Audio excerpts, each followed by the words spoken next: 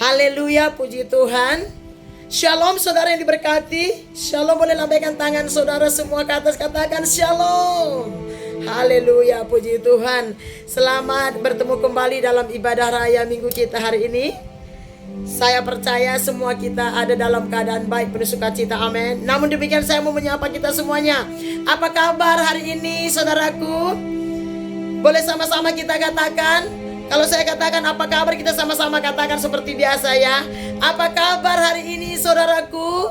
Sama-sama kita katakan luar biasa, diberkati, sukacita, penuh kuasa dan urapan, amin. Mari berikan tepuk tangan bagi Allah kita. Haleluya, haleluya, puji Tuhan. Saya yakin dan percaya saudara sudah disegarkan semuanya tadi, sudah dikuatkan, sudah diberkati lewat pujian penyembahan kita tentunya. Namun lebih lagi kita mau dikuatkan, diteguhkan oleh firman Tuhan sebentar. Amin saudaraku, karena saya percaya semua kita perlu firman Tuhan dalam kehidupan kita masing-masing. Tidak lama-lama mari kita buka Alkitab kita. Kitab Roma pasal yang ke-12. Kitab Roma pasal yang ke-12. Mulai dari ayat yang ke-9 sampai ke-11. Yang tidak bawa Alkitab atau yang belum ada Alkitab, saudara boleh buka di HP saudara. Tapi pastikan buka firman Tuhan, amin. Kita mau fokus, konsentrasi. Di waktu yang singkat ini kita mau mendengarkan pesan-pesan Tuhan dari kerajaan sorga, itu lewat Alkitab kita. Puji Tuhan.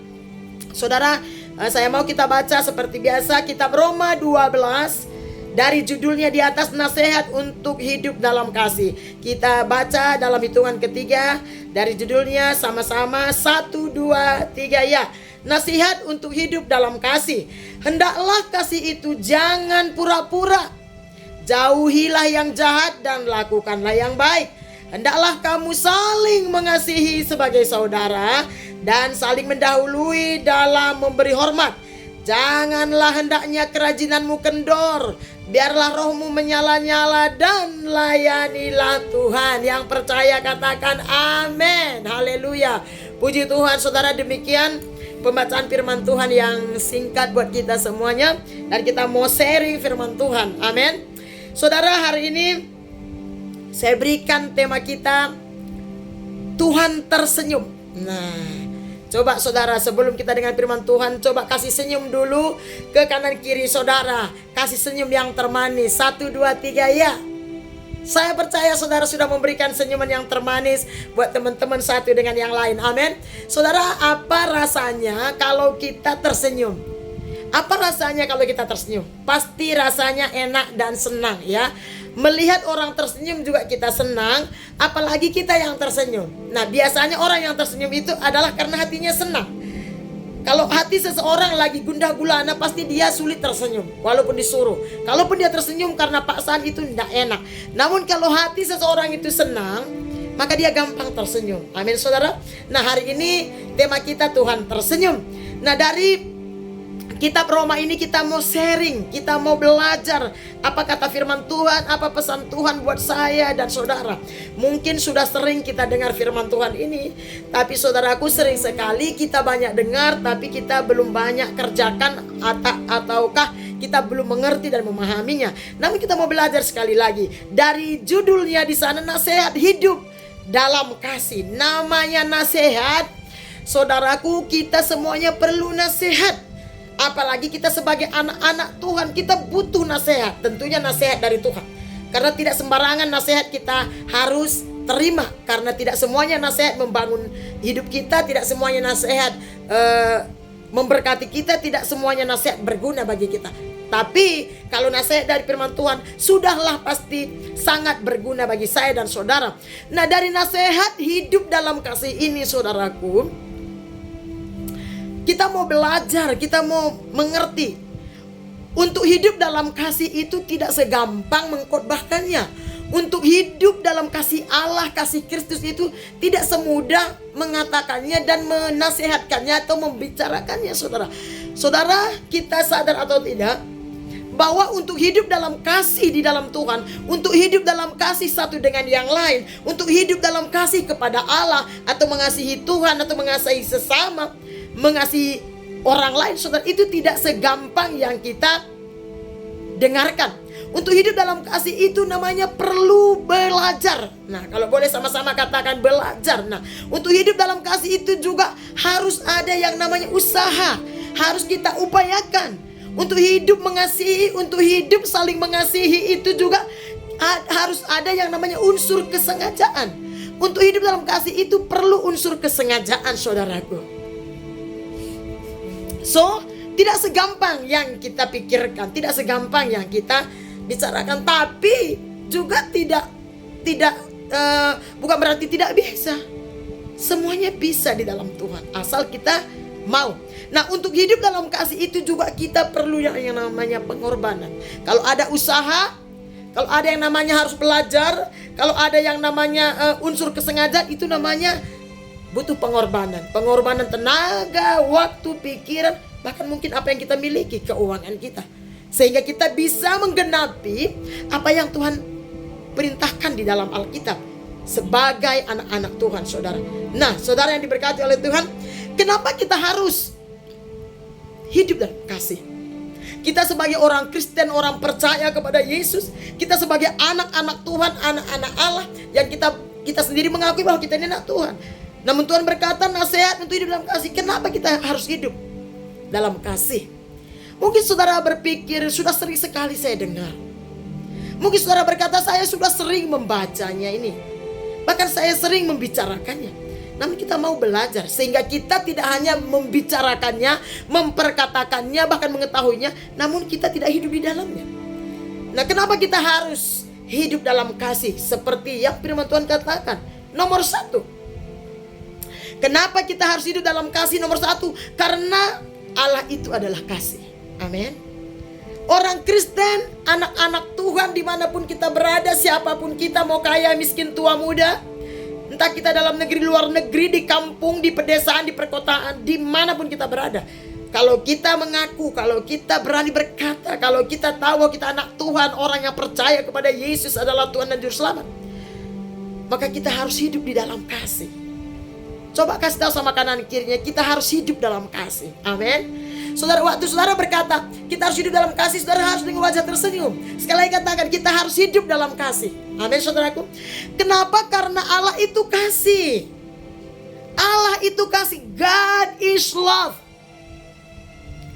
Kalau kita memiliki Allah, kita punya kasih, kata Alkitab. Kalau kita punya kasih, berarti Allah ada di dalam diri kita. Tidak sekedar kita ngomong, tapi kita sendiri tahu bahwa Allah itu ada dalam diri kita. Kita bisa merasakan bahwa keberadaan Tuhan itu ada dalam diri kita. Mari kita lihat 1 Yohanes. Mari kita buka kitab 1 Yohanes ke belakang, saudaraku. Bukan Injil Yohanes ya. Kita buka 1 Yohanes pasal yang keempat. Cepat-cepat ya saudara. 1 Yohanes pasal yang keempat, ayat 7 dan 8 sampai ke 10. 1 Yohanes pasal yang keempat, ayat 7 dan 8. Saya akan bacakan buat saudara tentang kasih. Judulnya di atas begini, Allah adalah kasih. Saudara-saudaraku, kata Yohanes nih, dari firman Tuhan nih, saudara-saudaraku yang kekasih, marilah kita saling mengasihi, sebab kasih itu berasal dari Allah. Dan setiap orang yang mengasihi lahir dari Allah dan mengenal Allah. Kitab ini berkata, marilah kita saling mengasihi, sebab kasih itu berasal dari Allah. Jadi waktu kita saling mengasihi, kita lahir dari Allah.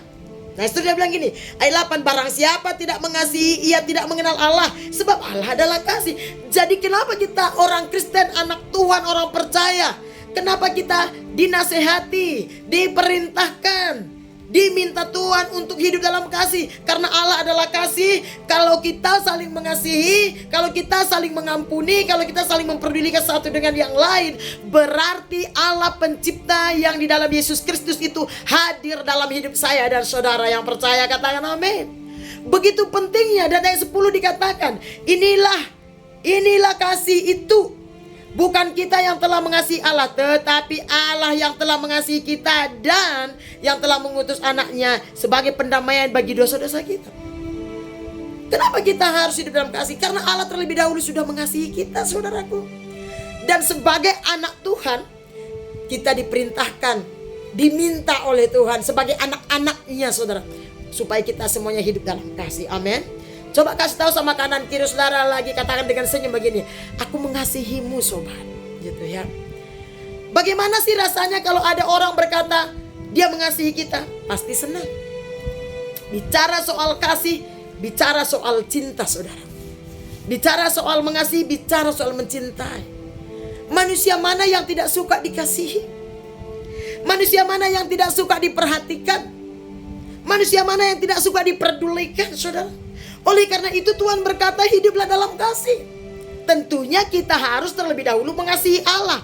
Karena sebelum kita mengasihi Allah secara pribadi, maka sangat sulit dan sukar untuk kita bisa mengasihi satu dengan yang lain.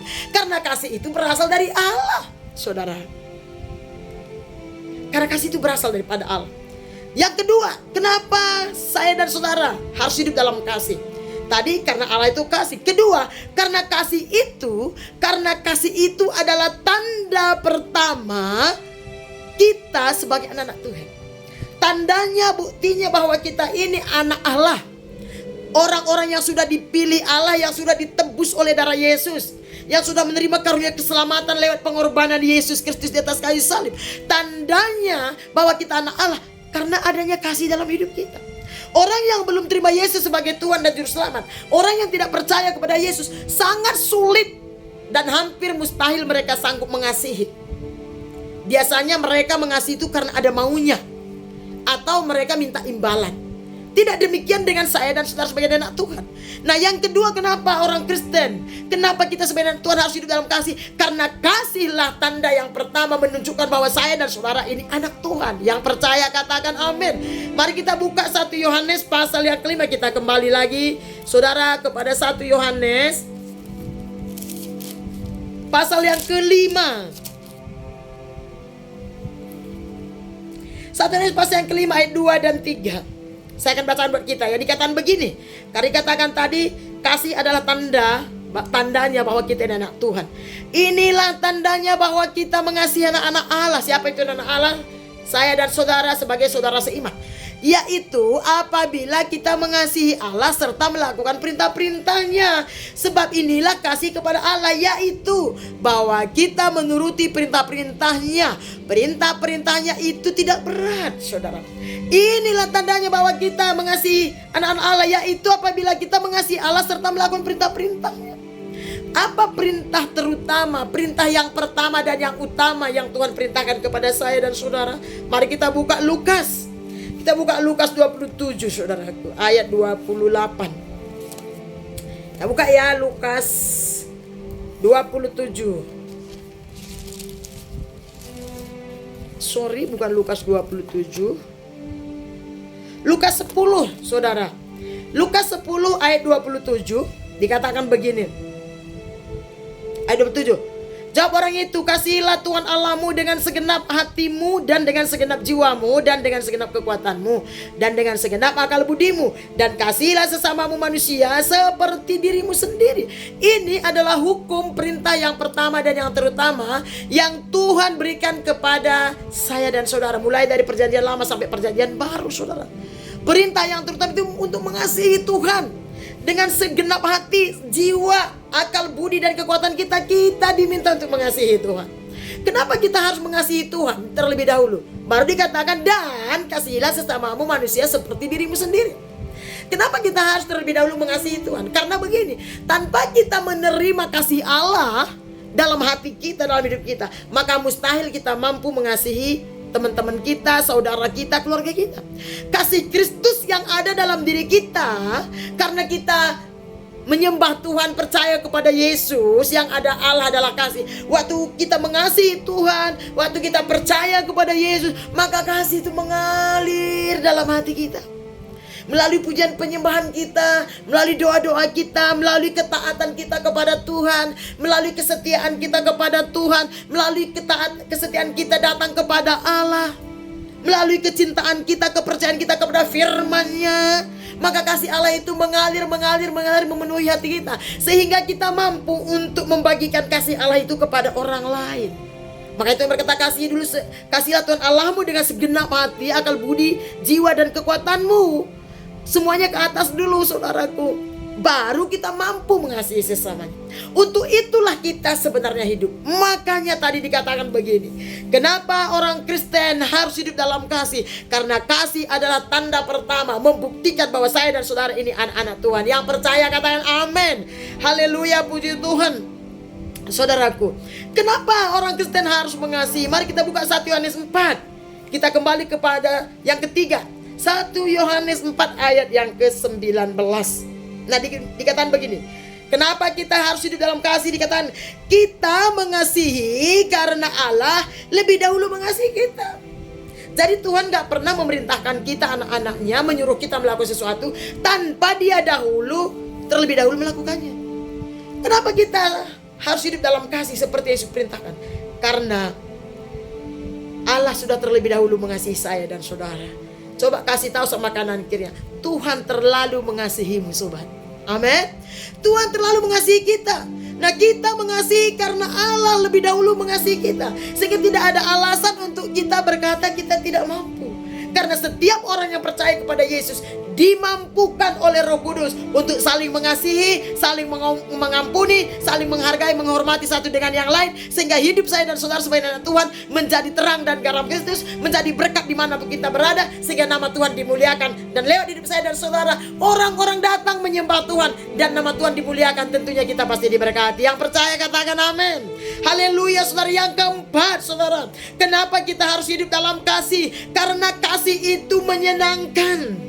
Kasih itu memulihkan hati yang luka, memulihkan hubungan yang retak, saudara. Kasih itu memulihkan hubungan satu dengan yang lain. Kasih itu membebaskan orang dari sakit hati. Kenapa? Karena dalam kasih itu ada belas kasihan, ada pengampunan, ada maaf, ada memaafkan di sana. Di dalam kasih itu ada kepedulian, ada care satu dengan yang lain. Di dalam kasih itu juga menyembuhkan, saudaraku. Ya, kasih itu menggairahkan. Namanya cinta. Kasih itu sama dengan cinta, love. Kasih itu juga menggairahkan, menyemangati, saudara.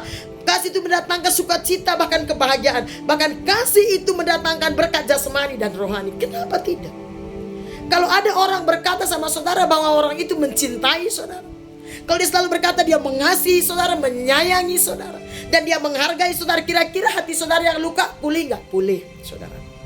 Sebagaimanapun orang tadi benci sama kita gitu ya, dia kecewa sama kita, tapi kalau kita tunjukkan kasih, perhatian, kepedulian kepada mereka, kita rangkul mereka, kita maafkan mereka, saudara, maka mereka akan menjadi sahabat terbaik kita. Mereka akan menjadi keluarga terdekat kita. Itulah kasih. Makanya kasih itu adalah jawaban untuk segala persoalan hidup. Kalau saudara hidup dalam kasih di tengah-tengah keluarga, maka keluarga itu akan penuh sukacita. Kalau suami istri saling mengasihi, saling menghargai, maka hubungan suami istri akan langgeng. Kalau sesama pekerja kita saling mengasihi, saling menopang, memperdulikan satu dengan yang lain, saling memaafkan, saling menerima, maka hubungan kita sesama pekerja juga akan baik. Dan kita akan hidup dalam sukacita, kita akan hidup dalam kemenangan. Kalau sesama pelayan, sesama jemaat hidup dalam kasih, maka pelayanan, maka gereja Tuhan itu akan mengalami yang namanya kebangunan rohani, penuaian jiwa-jiwa. Maka semua jemaat itu pasti akan diberkati Tuhan. Gereja itu akan menjadi berkat bagi banyak orang. Kasih sangat dahsyat dan luar biasa. Makanya Alkitab berkata, karena begitu besar kasih Allah atau cinta Allah kepada umat manusia, kepada dunia ini, sehingga ia mengaruniakan anaknya yang tunggal, sehingga supaya setiap orang yang percaya kepadanya tidak binasa, melainkan beroleh hidup yang kekal. Kasihlah yang menjadi dasarnya, saudaraku. Ini yang keempat. Mari kita lihat mulai dari ayat yang tadi dari judulnya baru saya sampaikan, saudaraku. Mari kita melihat ke kitab Roma 12 tadi. Ayat yang ke-9 dikatakan begini. Seputar kenapa kita harus di dalam kasih, kita sudah dengarkan sebentar tadi dengan ayat-ayatnya. Amin, saudaraku. Nah, nasihat untuk hidup dalam kasih. Ayat 9 dikatakan, hendaklah kasih itu jangan pura-pura. Jauhilah yang jahat, lakukanlah yang baik. Saudaraku, bicara soal kasih mengasihi, bicara soal cinta mencintai, kalau yang namanya pura-pura, itu sangat menyakitkan. Saudara, siapa di antara saudara yang suka mempunyai teman yang pura-pura baik, mempunyai teman yang pura-pura peduli? Atau saudara, sukakah saudara kalau ada orang berkata, oh si Anu itu, dia berkata bahwa saudara orangnya pura-pura baik? Saudara tahu kalau orang yang berpura-pura, orang yang berpura-pura itu adalah orang yang sangat menyakiti dirinya sendiri, capek. Apalagi kita aja nggak suka melihat orang yang pura-pura. Pura-pura itu palsu, pura-pura itu bohong, saudara. Pura-pura itu munafik, saudaraku. Di depan kita dia baik, tapi di belakang kita dia menusuk kita. Itu namanya pura-pura, itu namanya munafik, saudara. Makanya Tuhan berkata gini, hendaklah kasih itu jangan pura-pura. Hendaklah kasih itu sungguh-sungguh dan tulus ikhlas.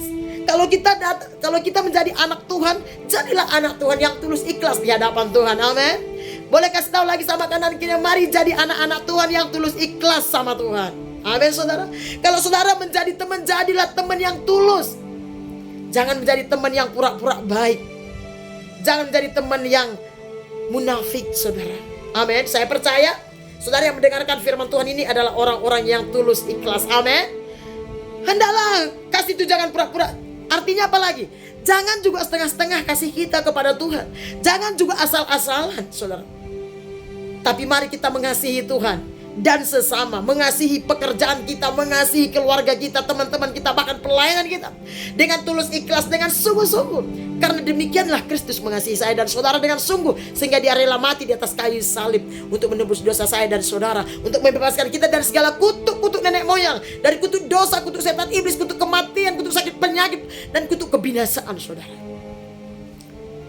Dikatakan apa? Jauhilah yang jahat dan lakukanlah yang baik. Rupanya kalau kita mengasihi dengan pura-pura, itu jahat di mata Tuhan. Itu dosa, saudaraku.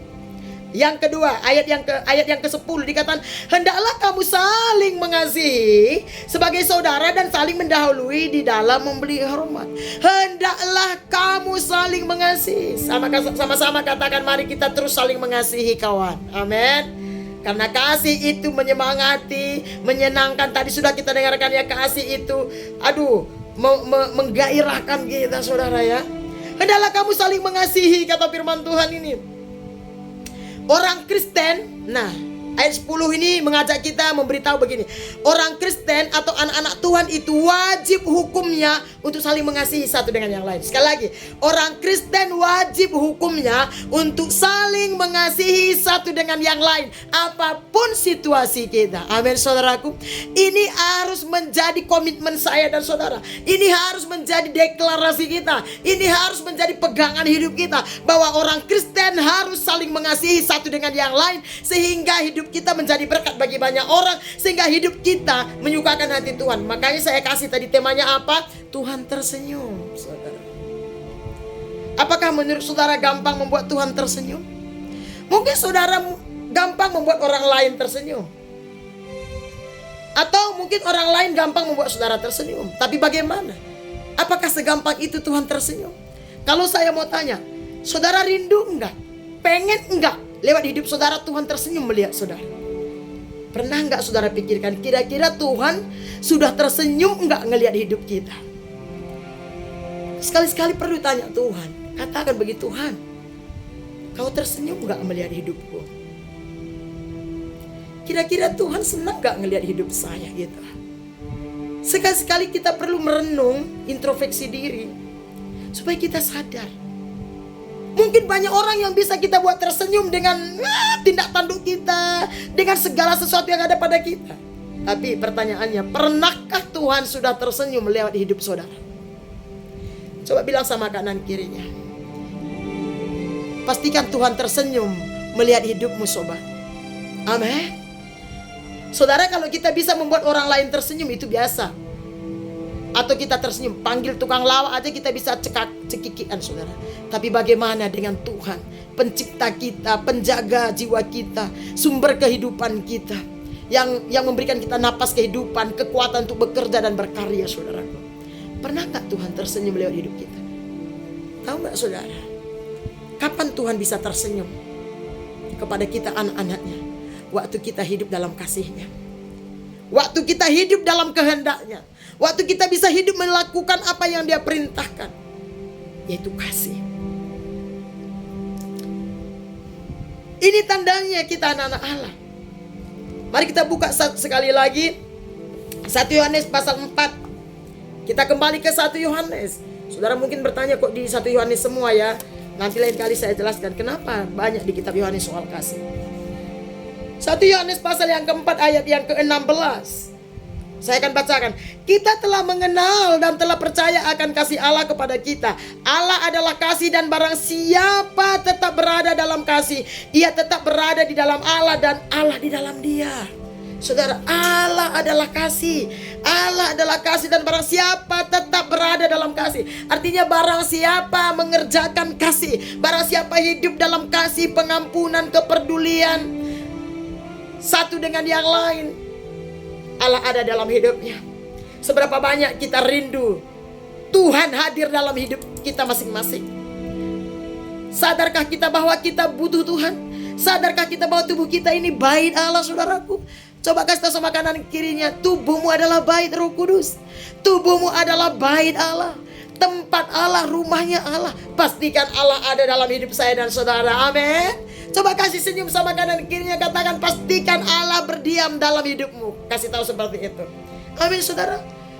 Cara satu-satunya supaya Allah yang kita sembah dalam Yesus tinggal dan berdiam dalam kehidupan kita, anak-anaknya, saudara, dikatakan dan barang siapa tetap berada dalam kasih, maka Allah ada di dalam dia. Artinya harus kita hidup dalam kasih. Mari belajar, tidak ada waktu yang terlambat. Mari terus hidup dalam kasih. Amin, saudaraku.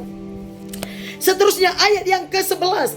Janganlah hendaknya kerajinanmu kendor, biarlah rohmu menyala-nyala. Oh, satu lagi sebelum saudara, 1 Petrus 4. Nah, ini penting nih. Mari kita baca dulu tentang Allah adalah kasih. 1 Petrus yang keempat ayat yang ke-8.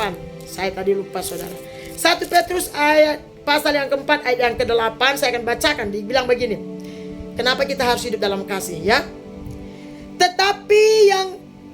Tetapi yang terutama kasihlah sungguh-sungguh seorang akan yang lain, sebab kasih menutupi banyak sekali dosa. Saudara, dulu saya nggak ngerti ayat ini. Kenapa dikatakan kasih banyak sekali menutupi dosa, saudara? Kasihlah sungguh-sungguh satu dengan yang lain, seorang akan yang kasih. Ampuni, perhatikan, pedulikan. Bagaimana caranya supaya orang itu datang sama Tuhan, bertumbuh dalam Tuhan. Bagaimana caranya supaya kita juga bertumbuh dalam Tuhan, hidup dalam kasih Allah. Dikatakan kasihlah seorang sungguh-sungguh. Yang terutama kasihlah sungguh-sungguh seorang akan yang lain. Jangan setengah-setengah, jangan main-main. Jangan sempat kita gak peduli satu dengan yang lain. Jangan sempat kita tidak mau tahu satu dengan yang lain. Apalagi kalau kita tahu orang itu sudah jauh dari Tuhan. Apalagi kita sudah tahu orang itu hidup dalam dosa, saudara. Apalagi dia saudara seiman kita. Alkitab berkata, yang terutama kasihilah sungguh-sungguh seorang akan yang lain, sebab kasih itu menutupi banyak sekali dosa. Apa artinya kasih menutupi banyak dosa, saudaraku? Artinya begini, di saat kita mengerjakan kasih Allah, di saat kita mempraktekkan kasih Allah dalam hidup kita, kita memperdulikan satu dengan yang lain. Kita care, kita menghargai, kita mengampuni, mengasihi orang lain dengan kasih Yesus. Dasarnya karena ada Yesus dalam hidup kita. Dasarnya karena kita mengasihi Tuhan, karena kita tahu Tuhan juga sudah mengasihi kita. Waktu kita setiap kali kita mengerjakan kasih Tuhan, di saat yang sama dosa stop dalam hidup kita. Kejahatan berhenti dalam kehidupan saya dan saudara. Iblis tidak bisa bekerja dan berkarya dalam hidup saya dan saudara. Itulah dahsyatnya kalau kita hidup dalam kasih. Makanya Tuhan berkata, hendaklah engkau saling mengasihi dengan sungguh-sungguh. Karena kasih itu menutupi sekali banyak dosa. Orang kalau hidup dalam kasih, dia lupa berbuat dosa. Bahkan waktu dia mengerjakan kasih, dosa dihancurkan kuasanya. Dosa tidak berkuasa lagi. Iblis tidak berkuasa, tidak berdaya, saudaraku. Gak perlu tengking kadang-kadang setan. Kejahatan itu kadang-kadang gak perlu susah-susah nengkingnya. Kerjakan kasih Allah, hidup dalam kasih Allah, maka kejahatan, iblis dan semua dosa akan mulai stop dalam hidup saya dan saudara. Yang percaya katakan amin. Haleluya. Puji Tuhan. Makanya Tuhan berkata hiduplah dalam kasih, saudara. Kasih menyetop perbuatan dosa. Kasih itu memberhentikan kejahatan, bahkan pekerjaan iblis. Amin, saudara. Coba kasih tahu sama kanan kirinya, mari kita hidup dalam kasih Allah lebih sungguh-sungguh. Amin, saudaraku. Dan yang terakhir, saudaraku, roh menyala. Tahukah saudara bahwa kalau seseorang jatuh cinta, hatinya berbunga-bunga. Kalau seseorang hatinya penuh dengan cinta, dia semangat dan bergairah. Oleh karena itu waktu hati kita dipenuhi oleh kasih Allah, waktu kita mengerjakan kasih Allah, roh kita otomatis menyala. Tapi coba kalau kita diam dan tidak peduli satu dengan yang lain, kita mulai cuek satu dengan yang lain, bahkan kita tidak mau mengasihi, kita tidak mau mengampuni, hidup kita akan menjadi patung. Kita hidup tapi kita akan menjadi patung. Kita tidak berguna, kita menjadi sampah. Tidak ada kekuatan, tidak ada semangat, tidak ada gairah. Kenapa? Karena cinta selalu sifatnya menggairahkan. Karena cinta sifatnya memberikan antusias. Cinta itu sifatnya memberikan damai sejahtera, menyukakan hati. Makanya gak ada orang kalau lagi jatuh cinta, walaupun dia bertepuk sebelah tangan, dia happy sendiri. Amin. Coba bilang sama kanan kiri, apakah kau sudah pernah jatuh cinta? Amin, saudara. Demikianlah hebatnya dan dahsyatnya tentang kasih itu. Makanya di ayat 11 dikatakan begini, janganlah hendaknya kerajilanmu kendor, biarlah rohmu menyala-nyala dan layanilah Tuhan. Hanya orang yang memiliki kasih yang berkobar-kobar, cinta yang berkobar-kobar, mampu melayani Tuhan. Makanya banyak orang gak kuat melayani Tuhan. Kenapa? Karena kasih Allah dia inabobokkan dalam hidupnya. Dia tidurkan kasih Allah dalam hatinya. Dia tidak praktekkan kasih Allah. Tapi saya percaya, saya berharap dan berdoa lewat firman Tuhan yang singkat pagi hari ini, malam hari ini, saudaraku, dalam ibadah raya ini, roh saudara dibangkitkan. Buat komitmen dalam hati, mulai hari ini saya mau belajar dan terus belajar. Saya mau berjuang. Saya mau dengan sengaja mempraktekkan kasih Allah yang saya sudah terima lewat pengorbanan Kristus. Yang percaya katakan amin. Haleluya. Kesimpulan kita, jadilah anak-anak Tuhan yang penuh kasih dimanapun saudara berada. Yang percaya katakan amin. Jadilah pribadi-pribadi yang selalu mencerminkan karakter Kristus, yang selalu mengalirkan kasih Allah, entah kan di hostel saudara, di keluarga saudara, terlebih tengah-tengah pekerjaan, bahkan pelayanan pekerjaan Tuhan. Amin, saudaraku. Katakan sama saudara, katakan sama kanan kita, hidupku penuh dengan kasih Allah. Amin. Hidupku penuh dengan kasih Allah. Amin, saudaraku. Haleluya, puji Tuhan. Kenapa? Karena kasih Allah adalah dasar dari kehidupan orang percaya. Kasih Allah adalah dasar kehidupan yang bermakna. Kalau saudara mau hidup saudara berkualitas di muka bumi ini, kalau saudara mau hidup saudara berarti dan bermakna, hiduplah dalam kasih Allah. Maka tanpa saudara sadari, hidupmu berarti, hidupmu terhormat, hidupmu berkualitas. Yang percaya katakan amin. Jadilah anak-anak Tuhan hidup dalam kasih, karena kasih selalu membawa damai sejahtera, sukacita dan kebahagiaan. Pertanyaannya, sudahkah hidup kita mengalirkan kasih Allah sesuai dengan tema kita? Tuhan tersenyum. Ingat baik-baik, camkan hari ini.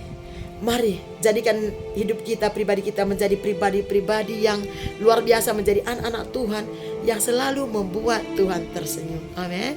Saya percaya saudara semua yang mendengar firman Tuhan ini adalah anak-anak Tuhan yang selalu membuat Tuhan tersenyum, karena saudara hidup dalam kasih walaupun ada harga yang harus kita bayar. Amin, saudaraku. Demikian firman Tuhan yang boleh saya sampaikan. Sampaikan sama kanan kirinya, bilang lagi sama kanan kiri, mari kita terus hidup dalam kasih Allah. Amin, saudara. Puji Tuhan. Tutup Alkitab saudara. Haleluya. Mari saudaraku, kita akan angkat satu pujian. Pujian yang sangat dihafal oleh orang Kristen, sangat spektakuler. Kita mau angkat pujian ini sebagai doa kita sebagai anak Tuhan, supaya kita bisa mempergunakan waktu-waktu kita yang sudah berlalu, biarlah berlalu. Tapi kita buat komitmen mulai hari ini ke depan, kita mau mempergunakan waktu-waktu kita sambil kita bekerja berkarya. Kita juga bekerja bagi Tuhan, berkarya bagi Tuhan. Karena hidup adalah sebuah kesempatan dan anugerah. Dia adalah kesempatan yang masih Tuhan berikan. Kita di setiap napas yang masih ada, kita mau berikan waktu untuk Tuhan. Kita mau hidup dalam kasih Allah. Kita mau praktekkan kasih Allah dalam pekerjaan, lingkungan, tempat tinggal di mana kita berada. Kita melayani satu dengan yang lain, membuktikan bahwa ada Kristus, ada kasih Allah dalam hidup kita. Kita angkat pujian ini, kita akan hidup ini adalah kesempatan. Hidup ini adalah kesempatan. Hidup ini untuk melayani Tuhan. Jangan sia-siakan waktu yang Tuhan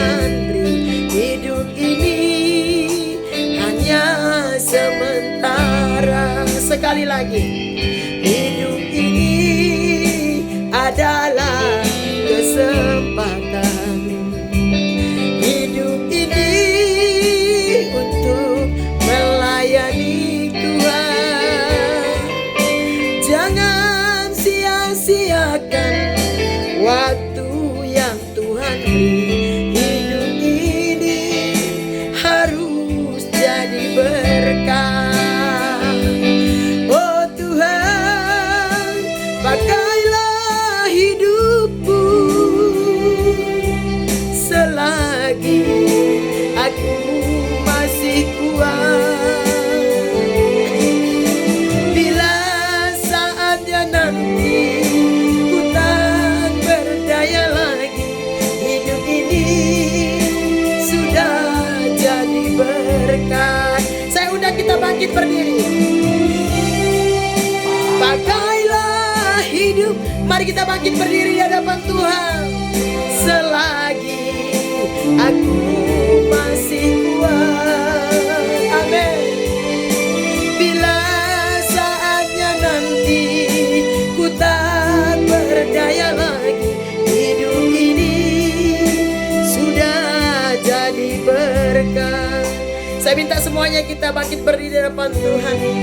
Kita angkat sekali lagi. Hidup ini adalah kesempatan. Hidup ini untuk melayani Tuhan. Jangan sia-siakan waktu yang Tuhan beri.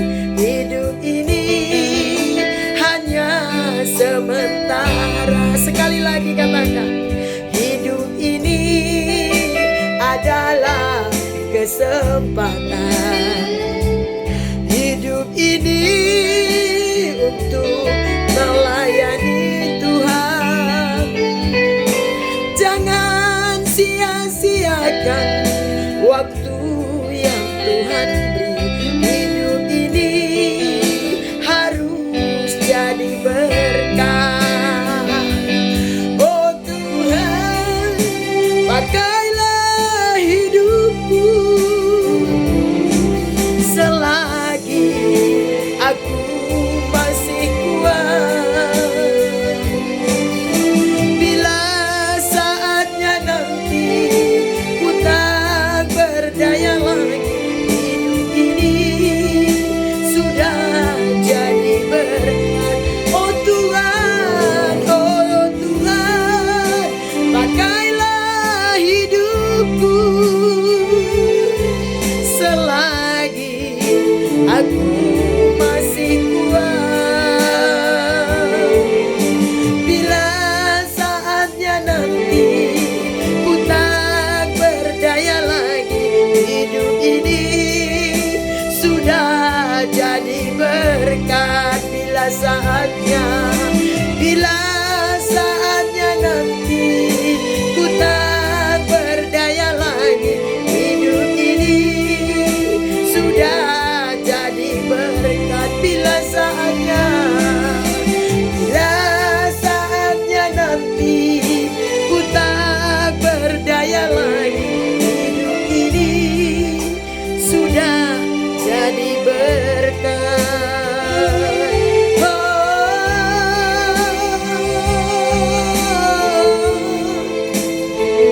Pakailah kami Tuhan menjadi berkat.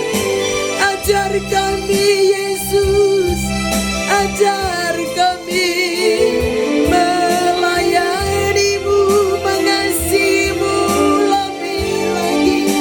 Bawa kami berjalan bersama-Mu, Yesus Tuhan. Haleluya, kami bersyukur.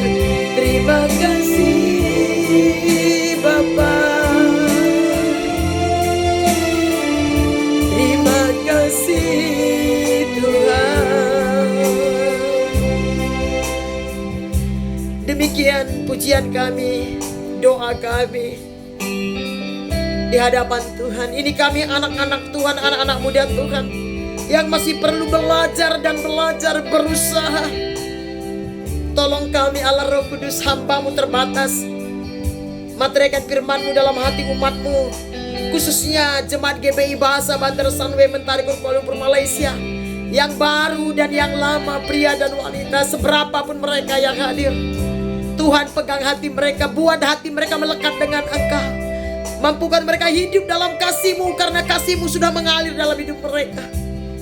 Mampukan mereka berjalan dalam kasih, mengasihi satu dengan yang lain, saling peduli satu dengan yang lain, saling mengasihi satu dengan yang lain, saling mengampuni, saling menghargai satu dengan yang lain, sehingga kasih Allah terus mengalir dari surga, memenuhi kehidupan umat-Mu, pelayan-pelayan-Mu Tuhan. Materaikan firman-Mu dalam hati mereka. Hamba berdoa, hamba serahkan setiap pribadi jemaat-Mu yang hadir beribadah hari ini. Berkati hidup mereka, ampuni dosa pelanggaran mereka, limpahi hati mereka dengan belas kasihan. Mampukan mereka untuk tetap hidup dalam kasih-Mu, karena waktu mereka hidup dalam kasih-Mu, maka kasih-Mu akan terus mengalir dengan melimpah, dan hidup mereka ada dalam sukacita, damai sejahtera. Terima kasih Bapa di surga. Hamba serahkan seluruh umat dalam tangan-Mu. Apapun yang menjadi persoalan pergumulan mereka satu persatu, hamba berdoa, biarlah kasih Allah memenuhi hati mereka, karena kasih adalah jawaban. Kasih akan memampukan mereka hidup benar kudus. Kasih akan membuat mereka hidup sukacita, akan membuat hubungan mereka baik satu dengan yang lain. Biar kasih-Mu terus mengalir atas kehidupan umat-Mu, di dalam nama Tuhan Yesus. Terima kasih Bapa, terpuji nama-Mu. Hamba serahkan seluruh jemaat-Mu dalam tangan-Mu. Turunlah berkat anugerah kasih karya-Mu, kasih-Mu terus mengalir melimpah. Dalam nama Tuhan Yesus kami berdoa bersyukur. Semua kita yang diberkati Tuhan sama-sama katakan amin. Mari berikan tepuk tangan kepada Tuhan. Boleh salam kanan kiri, katakan aku mengasihi-Mu dengan kasih Yesus. Amin saudara. Demikian firman Tuhan yang boleh saya sampaikan. Sampai ketemu di ibadah yang akan datang. Salam sehat buat kita semuanya. Tetap semangat dan bergairah, satukan hati, jadi berkat bagi banyak orang, khususnya bagi teman-teman kita dimanapun kita berada. Amin. Itu saja. Selamat hari Minggu buat kita semuanya. Tuhan Yesus memberkati. Shalom.